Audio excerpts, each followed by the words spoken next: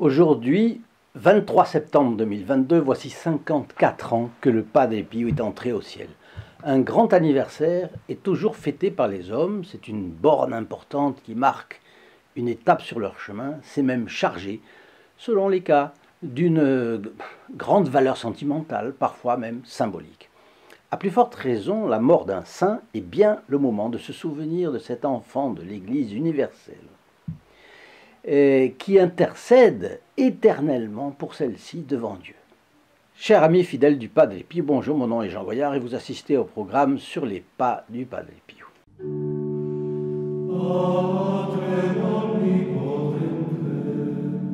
À l'occasion de cette fête du 23 septembre 2022, je vous propose un programme différent de celui que nous suivons d'habitude. La fête, qu'est-ce que c'est? C'est la mort, donc l'entrée au ciel du Padre Pio le 23 septembre 1968. Avant tout, que fait-on-nous en célébrant l'entrée d'un saint au ciel? Ses vertus, me direz-vous, sans doute, ses vertus. Mais aussi les douleurs de sa vie qui ont contribué, avec celle de notre Seigneur Jésus-Christ, à sauver tant d'âmes. Et puis, est-ce que c'est tout? Il me semble qu'il y a aussi l'excellence de sa fidélité. Fidélité veut dire fidélité aux grâces reçues de Dieu et de Notre-Dame. On peut donc penser à toutes les grâces reçues de Dieu par le Padre Pio dans sa longue vie de contemplation, d'action et de souffrance. D'action, et oui, la confession c'était de l'action pour lui. Et comment? Alors à ces grâces, il a correspondu en s'efforçant sans relâche à ne pas céder aux pressions du monde, en gardant les yeux tournés vers Dieu, vers les intérêts de l'Église, vers son idéal, puisque le Padre Pio n'a jamais transigé sur son idéal. On comprend alors ce qu'a pu être une fête pour l'entrée au ciel du Padre Pio. Sans aucun doute, la Reine des Anges a-t-elle dirigé la plus belle des fêtes pour son entrée au paradis. Mais depuis, chaque anniversaire n'est-il pas fêté par l'Église catholique? Chaque 23 septembre, c'est la fête du Padre Pio. Comme chaque 25 décembre, c'est Noël, la nativité de notre Seigneur, et ainsi de suite. Alors, je ne sais pas si quelle est la fête qu'il peut y avoir dans le ciel le 23 septembre. Mais on ne sait, quand on ne sait pas quelque chose, on fait comme un enfant qui apprend à nager. Vous savez, il s'avance dans l'eau, il commence à s'habituer à la masse liquide qui l'entoure et qu'il ne domine pas. Il avance plus loin quand il est bien habitué, et puis finalement, il va à la limite où il a pied et où il perd pied. Et puis il essaye de s'arranger. Quand on perd pied, un peu se débrouiller, puis vite reprendre pied. Eh bien, pour le raisonnement, c'est un peu semblable. Il faut partir des certitudes que nous avons par l'Église catholique et s'avancer au moyen de la logique. Alors, vous savez que l'Église se compose de 3 réunions. Les saints qui triomphent avec notre Seigneur Jésus-Christ dans le ciel. C'est l'Église triomphante. Les justes qui finissent d'expier leurs péchés au purgatoire, et c'est l'Église souffrante. 3. La réunion des fidèles qui combattent sur la terre contre le démon, le monde et les passions. Et ça, c'est l'Église militante. Du latin miles, soldat, et par le sacrement de confirmation, vous savez qu'un fidèle devient un soldat du Christ. Donc, comme l'Église militante célèbre chaque année la fête du Padre Pio et que l'Église souffrante le fait aussi, puisque la mission du Padre Pio était d'arracher les âmes aux griffes du diable et de les enlever du purgatoire, vous savez qu'il priait tout son rosaire et plusieurs rosaires par jour pour enlever les âmes du purgatoire et les faire rentrer au ciel, on en déduit que cette fête du 23 septembre célébrée pour le Padre Pio est un moment privilégié pour que le Padre Pio enlève des âmes du purgatoire. Et donc, une entrée consécutive de ces âmes au ciel. Donc, c'est une fête de l'Église triomphante, militante, souffrante, et par voie de conséquence, de l'Église triomphante aussi. L'Église triomphante, elle a eu des moments de triomphe spéciaux. Par exemple, lorsque notre Seigneur Jésus-Christ est descendu aux enfers, 3 jours, on a l'habitude de penser les enfers, dans un cas comme ça, c'était l'endroit où étaient gardés les justes de l'Ancien Testament en attendant la résurrection du Christ. Notre Seigneur Jésus-Christ va dans les enfers 3 jours et puis il revient dans la gloire avec la cohorte des âmes des justes de l'Ancien Testament. Ça a été une fête phénoménale. Et voilà donc l'Église glorieuse. Et il serait étonnant que ce ne soit pas le cas également dans l'Église glorieuse, bien entendu, puisque une seule âme qui rentre au ciel, ce sont de grandes réjouissances. Rappelez-vous, il y a plus de joie dans le ciel pour un infidèle qui se convertit que de 99 justes qui restent justes. Alors je vous laisse avec ces digressions, vous me direz ce que vous en pensez dans vos commentaires. Il y a une place pour ça en bas dans la vidéo pour que vous laissiez vos commentaires. Alors le Padre Pio a promis lui-même d'aller à la porte du paradis recevoir tous ses fils et filles spirituels jusqu'au dernier.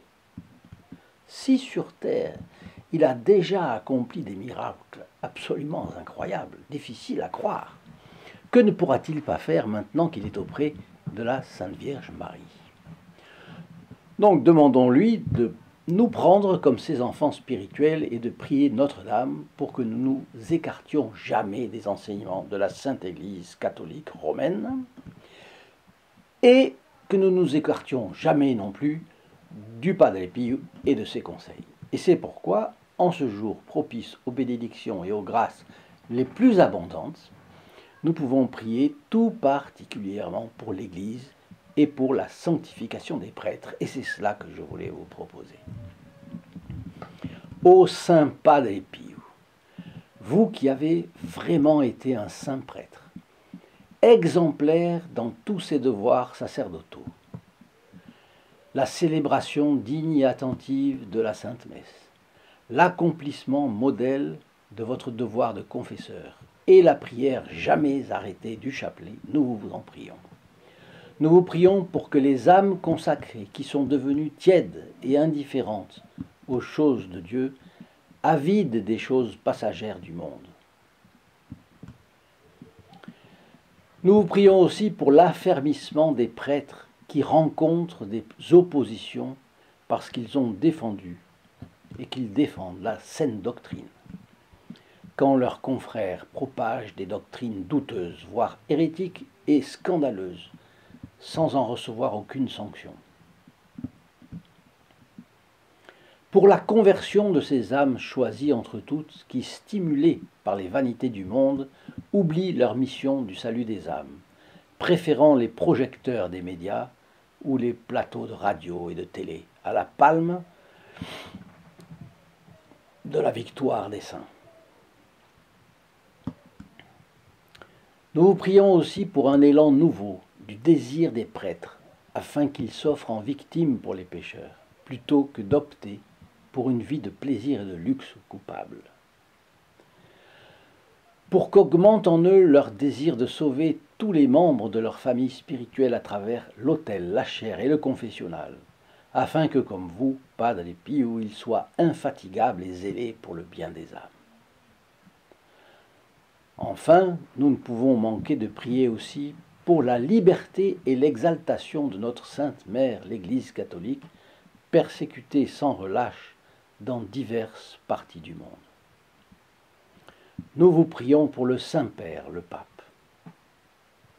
Nous vous prions pour tout le clergé dans le sens de ce que nous avons évoqué ci-dessus à l'instant, et surtout pour ceux qui résistent à la décadence religieuse et souffrent la persécution pour cela. Il y a des endroits où l'Église catholique est persécutée vraiment. Je le sais parce que j'ai eu des informations par des amis à Cuba,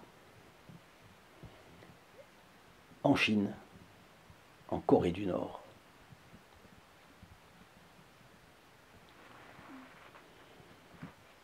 Pour que les vocations sacerdotales religieuses missionnaires se multiplient, mais aussi qu'elles vous prennent, vous, Saint Padre Pio, comme modèle à suivre. Pour les familles sans cesse attaquées par les médias immoraux, la drogue et l'éloignement des principes familiaux chrétiens.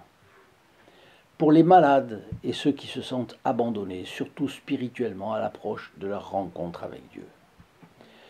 Pour les personnes incarcérées, afin qu'elles puissent se repentir de leurs crimes et racheter leurs âmes dominées par le malin. Pour les chômeurs qui souffrent en ce moment, puisque beaucoup n'ont pas de perspective d'amélioration dans leur projet professionnel. Pour ceux qui souffrent dans nos pays francophones, on ne pense pas toujours à ceux qui souffrent. Et il y en a, c'est pas parce qu'on ne les voit pas qu'il n'y en a pas.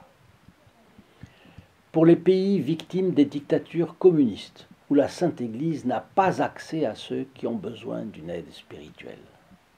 Le terrible, c'est ça. Quantité d'âmes qui ont besoin d'aide spirituelle, qui voudraient se confesser, qui sont en état de péché mortel, et qui n'ont pas l'accès à un prêtre. Vous vous rendez compte? Pour chacun des fils protégés du Padre Pio, afin qu'il continue fermement cet apostolat qui ne vise qu'à répandre l'exemple de sainteté que vous avez été pour notre temps. Pour les intentions particulières de chacun des inscrits à notre chaîne et pour que leur ferveur spirituelle augmente toujours plus. Ça fait beaucoup d'intentions, n'est-ce pas, déjà? Notre chaîne est dans une campagne d'envergure pour amener le Padre Pio dans le maximum de foyers. Elle vous sollicite pour commander gratuitement ses photos et ses livrets. Elle vous sollicite, c'est une manière de dire, elle vous les offre. Elle vous les offre. Vous voyez, 2 photographies du Padre Pio, l'une avec 10 conseils spirituels du Padre Pio qui sont en or. Ensuite, la consécration au Padre Pio, magnifique, derrière celle-ci. Il y a cette petite photographie du Padre Pio, qu'on peut utiliser dans n'importe quelle circonstance, et puis ce petit livret de méditation et de prière du Padre Pio, très facile, on le met dans la poche, on le met dans son sac pour une femme, on le met, c'est un compagnon de tous les instants, si on veut bien méditer, dans l'autobus, on a un petit moment, et voilà. Eh bien, ces photographies et ce livre de prière est gratuit pour vous, et franco de port en plus. Donc vous n'avez pas à payer le transport. Si vous le souhaitez, vous n'avez qu'à téléphoner au 08 05 36 08 47, appel gratuit pour la France métropolitaine, coût d'un appel local pour les dom-tom, et pour ceux qui habitent le Canada, le numéro est différent, c'est le 1 844 398 88 67. Si vous voulez en savoir plus sur les tenants et aboutissants de la chaîne sur les Padre Pio, je vous invite à me rendre visite sous le lien st-padre-pio.fr, ici en bas, dans la description de cette vidéo, et vous y verrez tout ce qu'il est possible de faire pour mettre ses pas dans ceux de notre bon Capucin, pour faire grandir le réseau de fidèles du Padre Pio dans le monde, parce qu'il faut penser à ça, il faut voir large. Je vous souhaite une bonne journée et à très bientôt de nouveau autour des fioretti passionnants du Padre Pio. Au revoir. In nome del Padre, del Figliolo e dello Spirito Santo, e così sia. Sia lodato Gesù e Maria, e